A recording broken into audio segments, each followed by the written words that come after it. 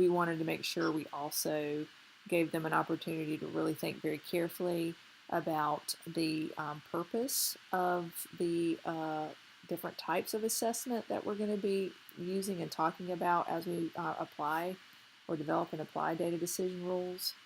So once again, I'll come back to the facilitator note so you can see what that view looks like, and then we'll take it to their website so you can see what it looks like in real time. So let me scroll through here.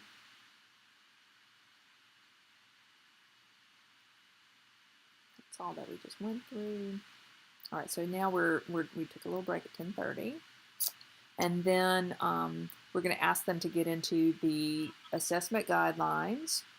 And for just 30 minutes, we just want to make sure that we've talked about the fact that we want to do no harm with assessment and leave nothing to chance in terms of everyone's understanding about which of these assessment that we commonly see in our intervention work, system work, what that purpose of each one of those would be. So you have your directions here. We're going to divide the group into 3 groups. You may need to have 2 groups per assessment if you have a group that's larger, and 3 groups just simply wouldn't be enough.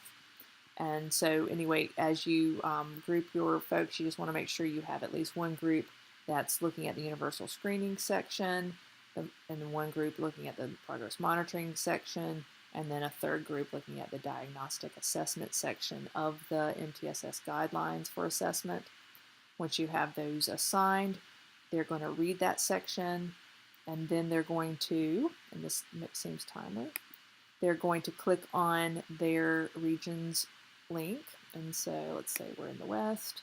That's going to bring them to a folder that has the 3 templates that they'll be using for this activity.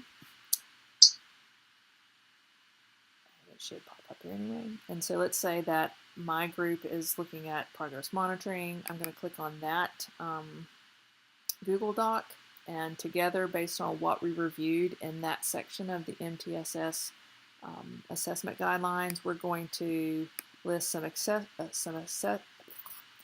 some acceptable uses, and then we're going to also identify some non-examples.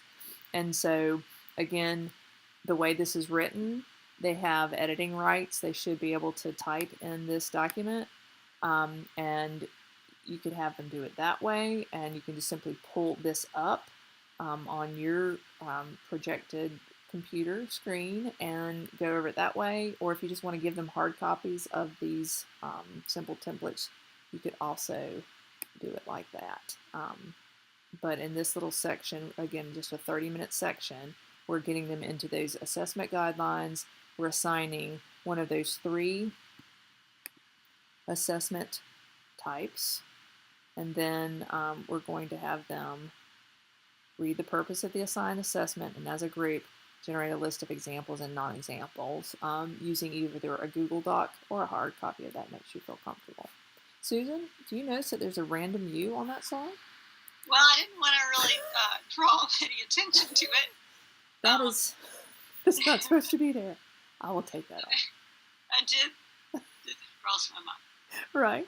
Now, also, when the groups are together and they're having conversations about their type of assessment and they're filling out their examples and non-examples, make sure they know that they have the opportunity to use this Mentimeter that you see here to identify the tools they're using for each of those areas.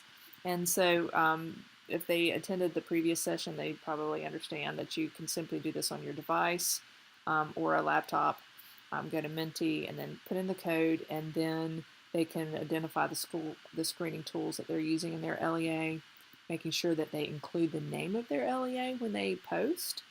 And then, of course, you can see the same thing for progress monitoring and diagnostic tools. And in the notes, you will see that we're asking you to encourage them to take a look at this Mentimeter throughout the day, so that if they see a tool mentioned that either they're using or they're curious about, they can approach that person and ask them. Since we're going to be using this for all 3 sections, all 8 regions, we're going to make sure you encourage them to put their LEA name on there so that they're not looking for someone who's 5 hours away on the other side of North Carolina.